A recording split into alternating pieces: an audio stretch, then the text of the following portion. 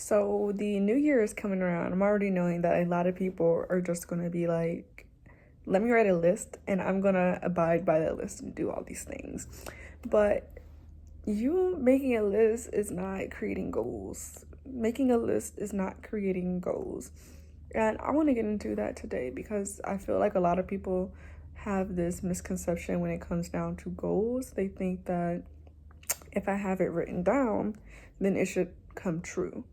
Or even when it comes to manifesting, because I know the new year is about to come in, so I know a lot of people are going to be thinking in this way, and I kind of want to shift the perspective. But manifesting, sitting there thinking about what you want, it's not going to lead you to what you want.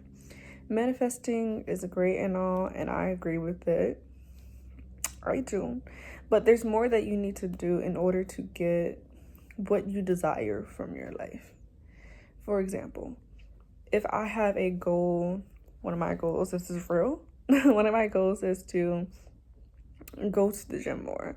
Now, that's I know I have to put in work goal right there. That is a goal that I know I'm going to have to set the discipline to go to and fro the gym, have a plan, eat well. That's very involved. I can't just sit and think about the type of body I want to have, the type of health I want to have. I can do that to a certain perspective, but there needs to be action set to meet the goal. And I think that's where a lot of people tend to fail when it comes down to goals. It's understanding that you need to have your goal, yes, have it set, know what it is, surround yourself with things that are aligning with your goal, but you also need to set actions that are going to hold you accountable for your goals. One of my goals is to, have more of a social media presence. And I can visualize all day, every day. But it's the putting in the work that is going to amount to seeing results from that. Or say like another goal that I feel like a lot of people have is to like be financially stable. You can keep your Instagram and everything like correlated to those aspects. So if you keep surrounding yourself by it, you're continuing to be exposed by it, that's wonderful. But you need to make the accountable steps to that goal. You need to set the action. A goal is just words on paper if there are no actions that you're going to do that's correlating to that. And it really comes down to like starting these little habits that are going to lead you to that. If you don't make a lot of money, say if you make like $14 an hour, that's okay. That's not a lot, but that's okay. That's something you can work with. And you start small, save, even if you're going to save a little bit, $5 into your savings account every month, a little $5 here into your investments. Start small and then you start getting into the habits. You have to get into the habits of the person that you want to be. Because with these goals, we're just curating who we want to be as a person. If you want to be a social media person, if you want to be a person who goes to the gym, the best place to start is you start thinking you're like a fitness person. What things does a fitness person do, and what of those habits can I start to implement into my everyday life, bit by bit by bit? And it's not saying that like if you want to be fit, because that's what a lot of people do for the New Year's resolution. You don't have to go ahead and go to the gym every single day. It's starting small. You start by, I'm going to go 3 times a week. I'm going to do a little 10-minute workout. And as you start getting used to those small, like even just going and bringing yourself to the gym, you're like, I did my 10 minutes. I want to stay a little longer. And that's how you start getting into the routine of things. Because I feel like a lot of people just like write these things down and then never look at them again. Like they don't put the steps towards the action.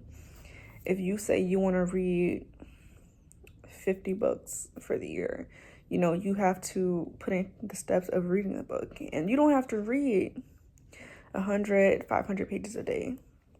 You just have to start by reading 1 or 2. Because as you start catching on through the little goals, you start, I read 1 or 2 pages. Let me read a little bit more. Let me see how far I get. Or you might get into the story And I feel like a lot of times when it comes to goals, a lot of people don't leave leeway for downtime. So, you might not be feeling the gym that week. Don't beat yourself up. Just try to do a little small workout at home. You don't always need to be doing something all the time. It's okay to step back and just be like alive and just be like in your person and rediscovering the things that you love. I know a lot of people are in college. I'm not in college anymore. So one of your things might be, oh, you want to be like a better student. If you want to be a better student, then, or even like a better worker or something, or you want to learn something, you start really small. You start making it into your routines. And once you start making things into your routines, they don't seem as hard anymore. It's like brushing your teeth, It's just in the routine. When you go to the bathroom, the toothbrush is there. Going to the bathroom is the cue to brushing your teeth. So when you start making those little routines and things like that, especially if you have a work schedule that's very, then you're like, okay, I know, like, I'm free this day, we're going to get up, this, hit all the routines, eat. After we eat, we hit in the gym. And I just really do feel that everybody is going to be making these goals, but not really doing them. So, yeah, just the best way to do it is you set your goal, whatever it may be, and then you start to think about what kind of person, like, is that goal. You start creating this persona and just thinking, what is that person? What are the things that they're doing that's making them that, And from there, you can start to kind of like, okay, well, they probably do this, they probably do that. And it really comes down to like what that person looks like for you. Keeping on the fitness perspective, like some fit person, what does that person look like to you? That's a person who eats healthy. That's a person who goes to the gym multiple times during the week, whether that be 2, 3, 4 times. You start to create that person. You implement how you can put that into your routines. You put that into your day, your week, your whatever. And then start by little, and then you can start to go a little bit more. And that's pretty much all it is to it. Like, it's really not that complicated. But it's so hard to push yourself beyond the limits and make yourself uncomfortable. We don't like to be uncomfortable. It's in our DNA. Why do you think I'd rather be cozy up in bed all day? Because it's comfortable. But getting out of being uncomfortable is something that's going to lead you to where you really want to be.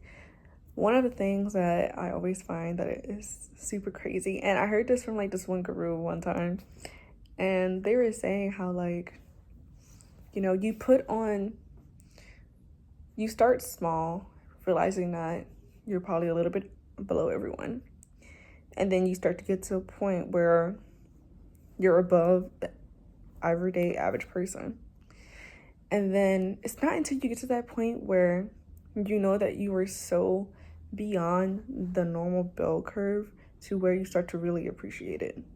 But you can never get to the high point unless you start at the low point.